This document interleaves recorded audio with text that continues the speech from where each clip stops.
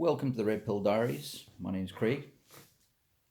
I did a video a while ago called Are We Facing Global Communism? And I wanted to explain what I meant by that, because it's not perhaps like it sounds. It's actually linked to crony capitalism, which is something I talk about quite a lot. In capitalism, it kind of self-regulates. In proper, true capitalism, which no one has, where you don't have protectionism. The kind of agenda behind globalism had pretended to be this, but it wasn't, because globalism came with all these strings and attachments that were basically unfair. Like you buy this off us, and if you don't, if you buy that, we'll give you this, and that's not real capitalism. That's under duress, and it's also quid pro quo and that kind of thing, right?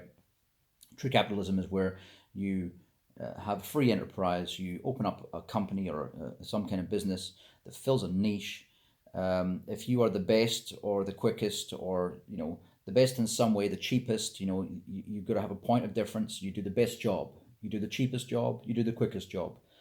Those are the three main factors, right? There are other factors as well. If you do flooring, you might do a type of flooring that no one else does. That's another niche, you see. But generally, no one's going to stand in front of you and say, hey, this is my area, you don't operate in here. That's where you get cartel situations, like you used to get with the oil trade. For heating oil in New York years ago, the mafia used to run all these areas, right? You've had the same. You get the same thing nowadays in the USA. I talk about it quite a lot with Sprint and AT&T. They've got a cartel going on. They have a banking cartel in America, meaning that any new bank has to pass Dodd-Frank legislation. So unlike the UK, which was able to claw its way out of some of the most abysmal banking practices in the world, but with Monza and Starling Bank and another one that's coming up soon called, I can't remember the name of it, but it's going to do crypto as well. Unlike that situation, because it was a level playing field, because Britain, believe it or not, is actually more of a capitalist country than America is, but it's also more socialist, right? America is far more corporate socialist than anywhere in the world. It means that everything it does is for the benefit of corporations. So what I wanted to do is explain what I meant by this communism. So first of all, who are communists and where do they come from? If you do a lot of tracing back, you'll see that people like Karl Marx, for example, wasn't actually a communist. He wasn't a socialist.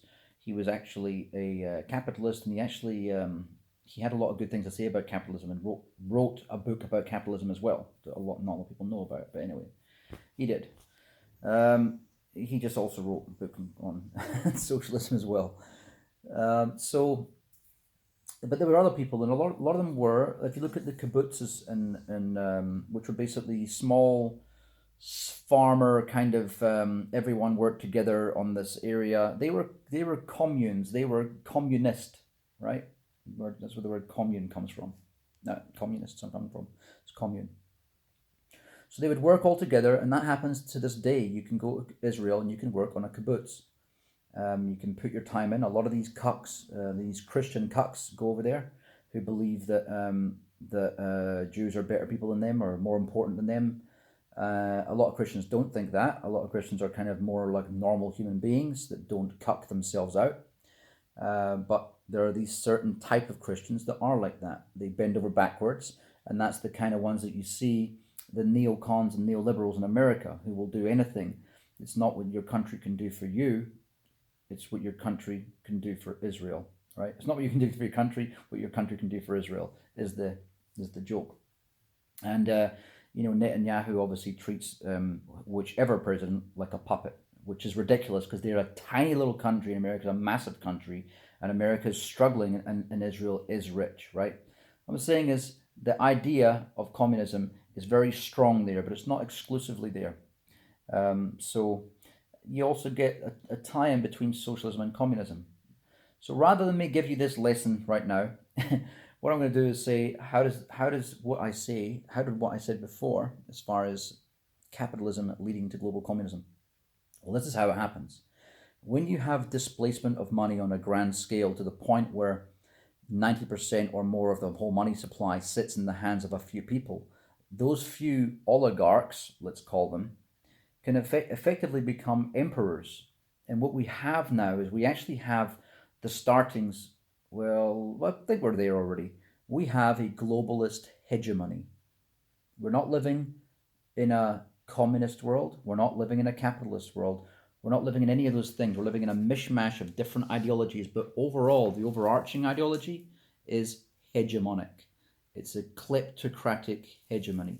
Kleptocracy is basically theft by the leaders. And if you trick someone out of their money, it's still theft, especially if the people are unwitting. If you are going into an old folks' home and playing a rigged card game to take the money off the old folks, you're a thieving little shit, aren't you? You know, it's the same thing. These people are entrusted with our money on a global scale, every government. They're entrusted with running the system and putting rules in place, and they don't run the system fairly. They run it in their favor because by definition they are parasites. So when I said global communism, what I was meaning was that when you have all the money in the hands of one person, what you've effectively done is given ownership of capital you've concentrated the ownership of capital. Now, if you think to yourself, in China a few years ago, before they had capitalism, they had special economic zones, like in Guangdong, just above Hong Kong. They had these areas that were really trying out things like McDonald's, but essentially the country was still communist. When I first went there back in 1989 or something, I can't remember. It was a long time ago. It was still like this, right? So that was a situation where all the capital in the country was completely controlled by the ruling elite. So when you do it the other way around, when you manage to swindle everyone, meaning the population of your country, by way of whatever it might be, corporate trickery, like in America, or in New Zealand, by way of, and Sweden, and also Austria. Austria is really bad, but by way of fines, and so this is stealth taxes. When you stealth tax people to death, to the state where they just cannot afford, because you're just giving them so many fines for everything. You've talked, you've jaywalked, you've offended someone online, whatever it might be, you know. You get to that stage, it doesn't matter what the mechanism that you use to get there. The end outcome is still communism. Because it's still, you know, it's authoritarianism at its worst. So that contains aspects of fascism. Fascism is where you tell people what to think and what to do. This is what the liberal left have been doing quite a lot in many countries around the world for the past 30 years, telling people how to think, the thought police. This is why we're becoming Orwellian and the way that the world is becoming, right? So, yeah, it's quite funny how that line goes through my head. Anyway.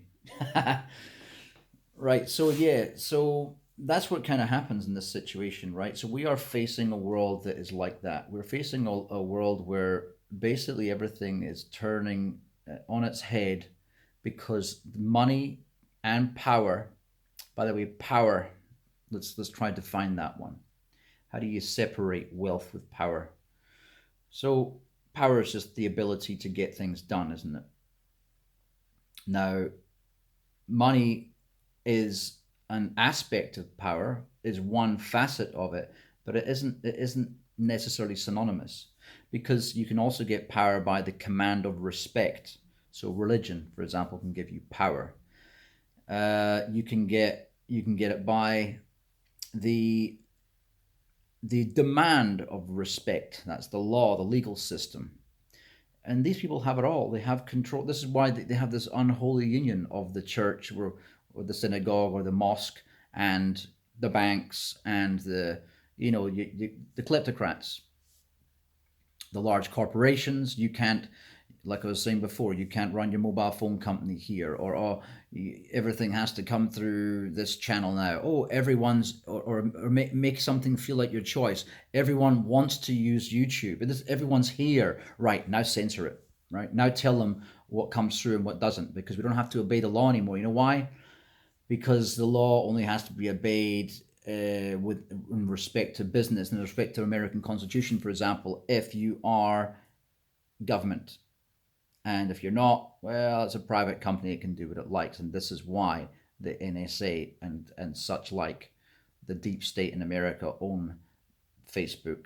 Whether they don't own it on paper, they still own it. You'll probably find there's still little shell companies and things that are actually run by people. We know they've already run drugs. We know they've already done these other things. They've already had these projects like MK Ultra and many others that are not conspiracy theorists anymore. They're conspiracy facts. You know, what I think is really happening is the people who are in the permanent government. That's not Trump. He has to leave at some stage, but you can pretty much guess that he's still an insider there, given the fact that he has the top job in the country. You know, he's going to make friends, isn't he? Even if he didn't have them before. And what is going to happen is those people worldwide, wherever they may be, as long as they're in the same club, the collective club that are friends. Obviously, Iran aren't in that club, but they might have their own club of other countries that are trying to do the same thing, just as nefarious as ours. What will end up happening is they will have total control over you, the sheeple, and when you are surplus to requirement, they will purge everybody, turn you into Soylent Green or whatever it is, or whatever is useful for them.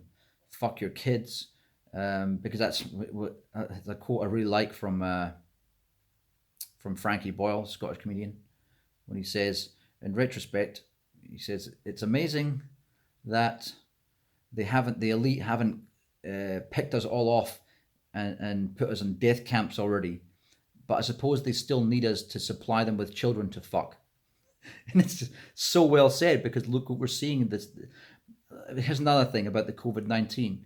Isn't it funny that you're getting to the stage that no one lets go? Because my brother is also convinced that the Queen is the alpha parasite of the world. Never mind the fact that England is a lapdog to America. But when it really comes down to it, they probably run it in the background. The elites of America are probably subordinate to the elites of England, right? Because that's old money. It's in control. It got control nice and early. And so what's probably happening there is they wouldn't let the Prince Andrew thing go. It's not going to leave them alone. It's not going away. And the last thing that royals in the UK like to do is to have to explain themselves to mere mortals like us. So why not? Hey, what's that virus I've been working on? We've been working on a few. Well, what are they? COVID-19. Oh, okay. Yes, we've got 4 strains here. Probably working on a 5th right now. They're all different intensities. We could release them all at once, and it would look like, just saying, this is what I think could be happening. We could release them all at once, and it'll look like we're all in this together. Yeah, it's okay, China. Let's all hold each other's hands. Meanwhile, we can wipe out look at all the government officials in Iran that have it.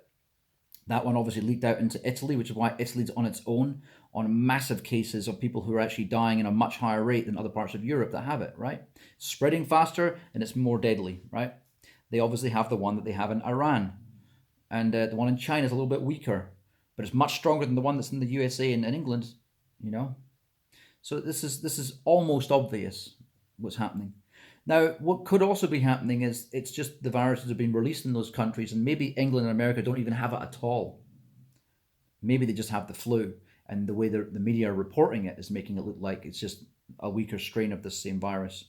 But if it is a strain of the same virus, it'll be to build up immunity. So if it's a related virus, we'll probably be immune to the stronger one just by becoming immune to the weaker one. But if it has been released on purpose and not for immunity purposes, then the reason is multifaceted.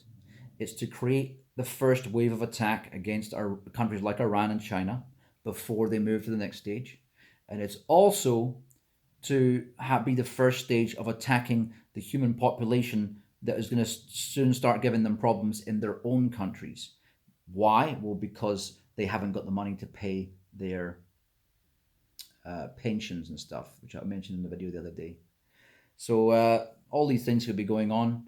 End game, once you have full totalitarian control, you work for us as long as we decide that you're allowed to live. Just like in China, they come to your door with a big injection needle, or they used to anyway, to abort your child. You know what I mean? You can't live because your parents are allowed to have one child. You know, the same kind of thing happens. It's total authoritarian control and a communist nature. You're told when to think, what to think. It's not a world I want to live in. And yeah, at that, I'm going to leave it there. This has been the Red Pill Diaries, and you've been you.